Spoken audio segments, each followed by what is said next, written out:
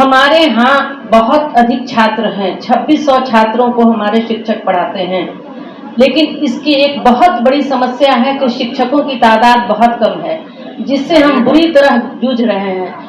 एक एक टीचर, दो दो क्लास टीचर बने हुए हैं। हमारे अभी 3 टीचर यहाँ से चले गए। इसके लिए मैंने डीओ ऑफिस में भी कई बार लिखा है, अपने बीआरसी मैंने भी एक सूचना दी है। अगर इस दरमियान हमारे यहाँ कोई निरीक्षण होता है तो हम शिक्षा के स्तर को किस तरह ऊपर कर सकेंगे, ये समस्या, इसका निदान हम अपने स्तर पे जिस तरह भी मुमकिन हो करने की कोशिश करेंगे। धन्यवाद। उच्च माध्यमिक फुलवाड़ी शरीफ हाई स्कूल में एक संपूर्ण बिहार का कार्यक्रम, शिक्षा संवर्धन कार्यक्रम है। उसमें बच्चों को उत्साह बढ़ाने के लिए वो किट का उपलब्ध कराया। किट में बहुत सारा पाठ्यक्रम सामग्री है उसमें, जैसे ड्राइंग बनाने का है, कलम है, समग्र है, कुछ बुक है।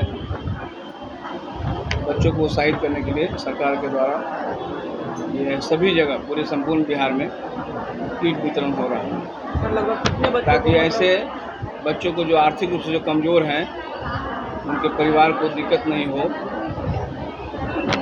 तो सरकार जो है बच्चों को दे रही है।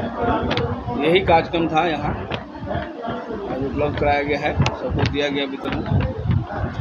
तो मास्टर बताएंगे कुल कितना लोगों को दिया गया है ना। विद्यालय में 500 बच्चों को पुरस्कृत किया गया है और बचे हुए क्रम में बांटा जाएगा। इस तरह का कार्यक्रम हमेशा चलता रहता है? जी हाँ, हमारे यहाँ इस तरह का कार्यक्रम चलता रहता है। इसके पहले समर कैंप हमारे यहाँ लगा था, जिसमें हमारे शिक्षकों ने, संजीव सर, सुजीत सर और पंकज सर और हमारे वरिष्ठ शिक्षकों ने बहुत उत्साह से काम किया और इस तरह से समर कैंप को भी कामयाब बनाया। क्या कहना चाहेंगे उन पेरेंट्स का जिनके पास मजबूरी होता है, बच्चे को अच्छे से पढ़ा नहीं पाते हैं? आज किट दे करके सरकार के द्वारा उसे सम्मानित भी किया गया। हाँ, ये सरकार का बहुत बढ़िया कदम है। सरकार टाइम टू टाइम बहुत अच्छे कदम उठाती है। पहले इनका पोशाक योजना, साइकिल योजना और बहुत तरह की ऐसी योजनाएं हैं जिससे बच्चे इससे लाभ ले रहे हैं, और ये जो योजना है इससे बच्चों में शिक्षा और उत्साह है। जैसा कि आपके सम्मानित शिक्षक बता रहे थे कि शिक्षा और स्वास्थ्य के क्षेत्र में तो हम लोगों ने सबसे पहले काम किया। वो काम किया वो आप लोगों के योगदान से। 2021 में हम लोगों ने पूरे विधानसभा में आवाज़ उठाया, इसमें सभी माननीय सदस्यों ने सहयोग दिया हमें। स्कूल की जो जर्जर व्यवस्था थी, उसमें खास करके जो उच्च माध्यमिक विद्यालय थे, कई जगह बिल्डिंग नहीं थी, आज भी दिखाई पड़ता है। तो उन बिल्डिंग के बनाने के लिए मार्ग प्रशस्त हो गया। यानी संपूर्ण बिहार में, सिर्फ यही नहीं, मैंने फुलवाड़ी विधानसभा से आवाज़ उठाया है और पूरे फुलवाड़ी ने पूरे बिहार भर में लागू करवाया। और बुनियादी विद्यालय में पहला से लेकर 5वां तक कहीं बेंच नहीं था, बैठने के लिए जगह। सरकारी स्तर पर अगर मिलता था तो फटा हुआ दरी, उस दरी को हमने बदल करके बेंच में करवाया है और सभी जगह आज की डेट में बेंच लग रहा है।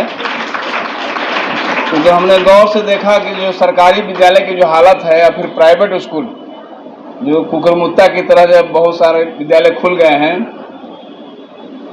और फिर हमारी सरकार करेगी कंपटीशन करेंगे, तो हम सरकार से बिहार विधानसभा में आवाज़ उठाया कि प्राइवेट विद्यालय से कैसे कंपटीशन हम करेंगे।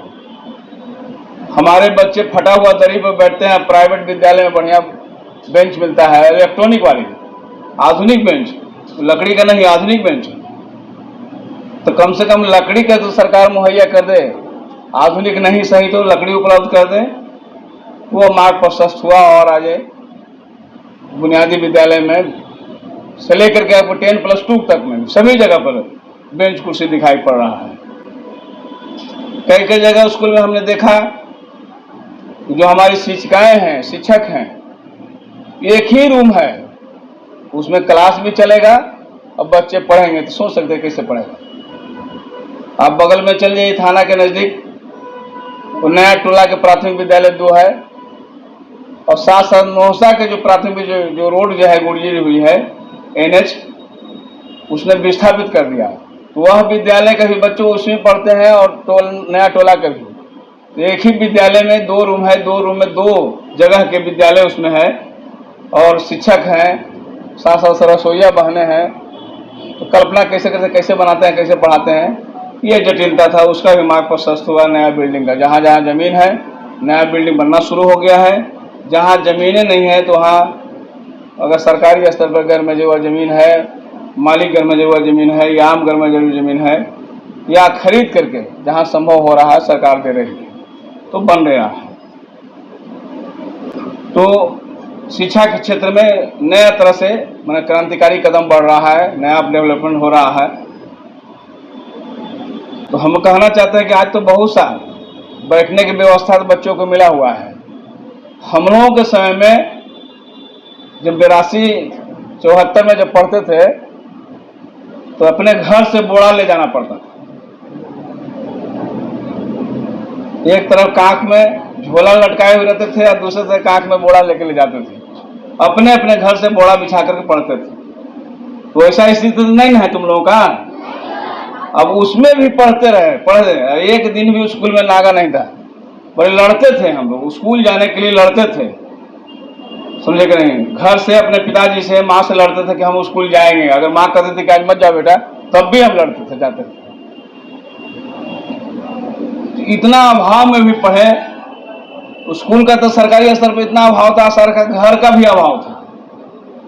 घर में खाना नहीं मिलता था। तो हम लोग भूंजा खा करके, दोनों पैकेट में भूंजा भर लेते थे और भूंजा खाते हुए चले जाते थे।